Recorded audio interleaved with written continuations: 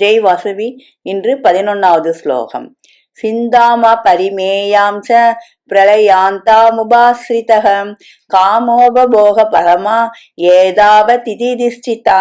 சாகும் வரையில் அளவு கடந்த கவலையை உடையவர்களாய் காம நிகழ்ச்சியையே அனைத்திலும் மேலானதாக கருதி மற்றும் ஒன்றும் இல்லை என்று தீர்மானம் செய்தவர்களாய் வர்ணத்தோடு அவர்களது ஆசை முடிவு பெறுவதாக மற்றவர்களுக்கு தென்படுகிறது.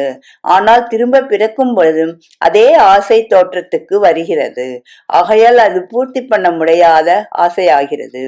கொடிய துன்ப துயரங்களை மிகுதியாக அனுபவித்தாலும் லௌகீர்களுக்கு நற்புத்தி உண்டாவதில்லை. ஒட்டகங்களுக்கு முட்செடிகளில் ஆசை அதிகம். அவைகளை தின்ன தின்ன ஒட்டகங்களின் வாயிலிருந்து இரத்தம் அதிகமாக பெருகும். என்றாலும் அவைகள் முட்செடிகளை தின்பதை விடுவதில்லை.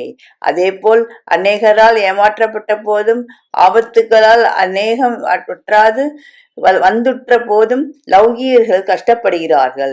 அடுத்த கணத்தில் எல்லாவற்றையும் மறந்து உலக விஷயங்களையே தேடி அலைகின்றார்கள். ஒருவனது மனைவி இழந்து விடுகிறான் அல்லது அவனை விட்டு ஓடி விடுகின்றாள்.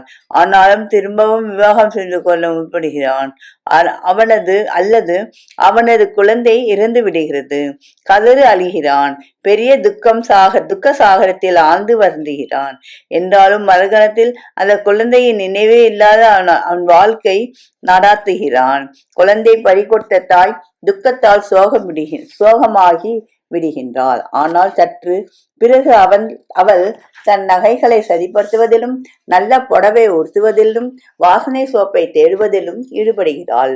பெண் குழந்தைகளின் விவாகங்களால் பெற்றோர் தரித்திர தசையை அடைந்து விடுகிறார்கள். பின்னும் அவர்களுக்கு குழந்தைகள் பிறந்து கொண்டேதான் இருக்கின்றன. இவர்கள் வழக்கு வியாட்சியங்களில் சகல பொருள்களையும் இழந்துவிட்டு வருந்தினாலும் மேலும் வழக்கு சம்பந்தமாக நீதி ஸ்தலத்திற்கு போவதை நிறுத்துகிறதில்லை. குழந்தைகளை காப்பாற்ற வழி இல்லாமற் போனாலும் ஒவ்வொரு வருஷமும் குழந்தைகளை பெற்றெடுக்க தவறுவதில்லை. என்ன ஆச்சரியம்! இது ராமகிருஷ்ணர் உபதேசம். நன்றி, வணக்கம். பிடிக்கு லதா ஸ்வரூபம் விருத்தாச்சலம்.